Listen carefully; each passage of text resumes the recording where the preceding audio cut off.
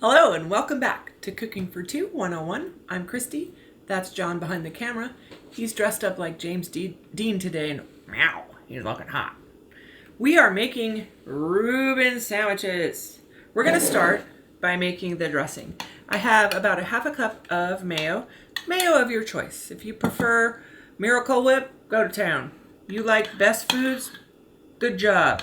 I'm using avocado mayo because I don't need all that extra whatever else is in the other things. But anyway, we like it a little spicy, so we're going to add some horseradish cream. This is about a teaspoon.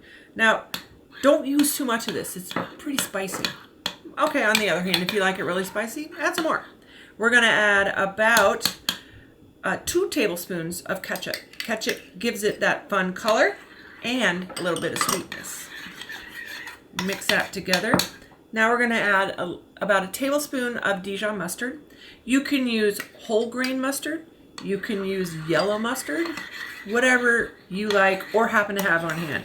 That's the important part. Don't go out shopping for this. Don't do it. Okay, we're going to mix all that together, and then we're going to add some chopped up or diced pickles. We have sweet hot pickles because that's what we like. If you have sweet pickles and that's what you like, use that. If you have dill pickles, use that. Actually, our friend Christy's mom made these pickles and they're really delicious, and I think it's going to make our sandwich even better. Finally, we're going to add just a couple dashes, maybe a teaspoon of Worcestershire sauce. I don't know how to say that. Sorry. Anyway, mix it up. Okay, why aren't we adding salt and pepper? Well, I'll tell you why. Pastrami has pepper on the outside. That's a lot of pepper. When you cook pastrami, it gets really salty. That's a lot of salt. But if you want to add salt and pepper to your Russian dressing, you go to town. This is also delicious as a fry sauce. Who doesn't like fries in a Thousand Island, Russian dressing? Okay, next, I'm going to clean up a bit, and then we're going to tackle the pastrami. We'll be right back. Okay, our Russian dressing is ready. It's so yummy. I may have tasted it. It's really good. Okay, next what we're going to do is I've heated up my non-stick skillet. I'm going to spray a little bit of Pam in there. I don't think it's going to stick, but just in case. Better safe than sorry. And then I'm going to put in this is about a little less than a half a pound of pastrami. We're only going to make one sandwich and we're going to share it. But what we want is for the pastrami to get little crispy edges before we put it in the press, the George Foreman grill press. It just gives extra texture. It brings out the flavor of the pastrami. It's just delicious. It's a really good idea. Don't skip it. Okay, we are also going to drain about a quarter of a cup of sauerkraut. I love sauerkraut. John doesn't love sauerkraut, so I'll probably actually eat his. But traditionally, there's some sauerkraut in your Reuben. So I read on the internet that the Reuben sandwich was created in a hotel in Omaha, Nebraska. Who knew? It was a chef who was trying to make a late night snack for some Jewish poker players. I don't know if that's true, but I sort of like the story. All right, so we're going to let this drain. I'm going to tend to this pastrami. Oh, yeah. Oh, it's getting so crispy. Look. You see it? That's what you want. That's deliciousness forming right there. Okay, well, we're going to tidy up a bit, turn on our grill. We'll be right back. And we're back. Okay, our pastrami is perfectly crisped. What we want to do next is strain about a half a cup, quarter cup, depending on how much sauerkraut you like. And you just sort of want to press it. You want to get all of that water out. Well, maybe not all of it, but you don't want it to make your sandwich soggy. So look at all that liquid I got out of there just by pushing on it with a fork. Next, oh, that looks perfect. Okay, you stay there. Don't forget to heat up your grill. So we're using a George Foreman. You can also do it in just a regular pan. You just want to do like a cast iron skillet or a non-stick skillet, and then put something heavy on top of it while you're cooking it, like another skillet. Oh man, it's starting to pop. Okay, let's get moving. You're going to butter the outside. No, wait, that's not what we're doing first. First, we're going to build the sandwich. My bad. We're going to put the dressing we made on the inside of the bread, and you want it everywhere because every bite needs to have some of this in it. It's so good. Like that. Then we're going to put, well, this is up to you. I like 2 pieces of Swiss cheese on each side, but if you don't like that much Swiss cheese, don't do it. But believe me, it's really, really worth it. So 2 pieces of Swiss cheese on each side. Then we're going to pile high our crisped up pastrami. Oh my goodness, that looks so amazing. Man, I might have a little bit too much, so that's probably plenty for this.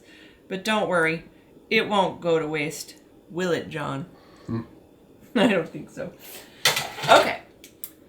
On the other side of the sandwich, we're going to put our drained sauerkraut. Yum. You could also put coleslaw on here if you don't like sauerkraut, but trust me, you should give it a try this way. It's absolutely delicious. All right, then we're going to put these 2 friends together with any luck. Here we go. Hiya! Smash them down.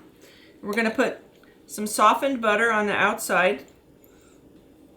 This will help it toast up and be delicious when all is said and done. Get in there, friends. Okay, so our George Foreman grill is good to go. If you don't have one of these, just heat up a skillet, a non-stick skillet. The butter will keep it from sticking, so you don't necessarily have to spray it or oil it down or anything like that. We're going to put it butter side down. Oh, yeah, that's what you want to hear. I'm going to tuck all these little friends in there. There we go. And now I'm going to put some more butter on the top because this one cooks on both sides.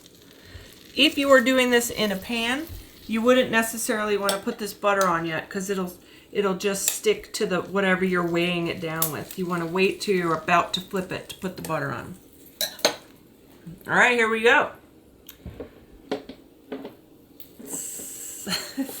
Such a great sound. So awesome.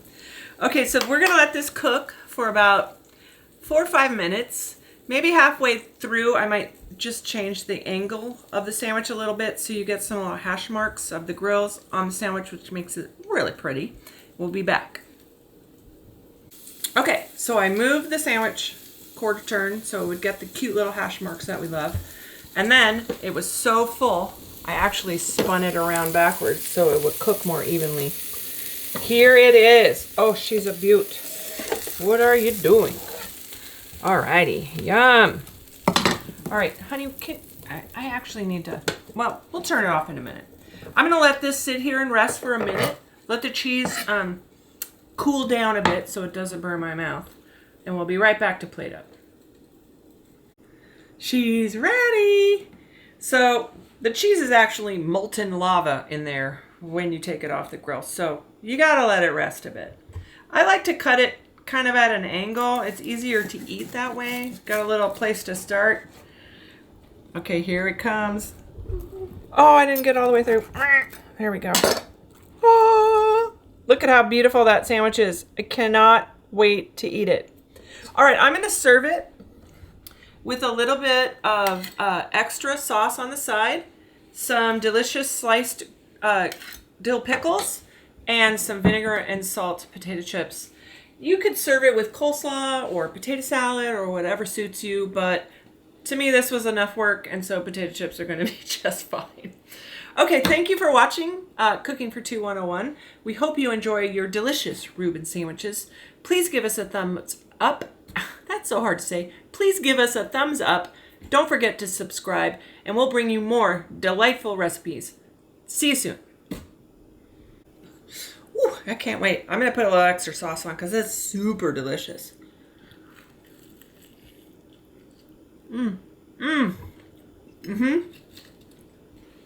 That is the good. So good. It's like, I can't even believe I made this at home good. Mmm. You know what goes good with this? I do. It's a beer. Cheers.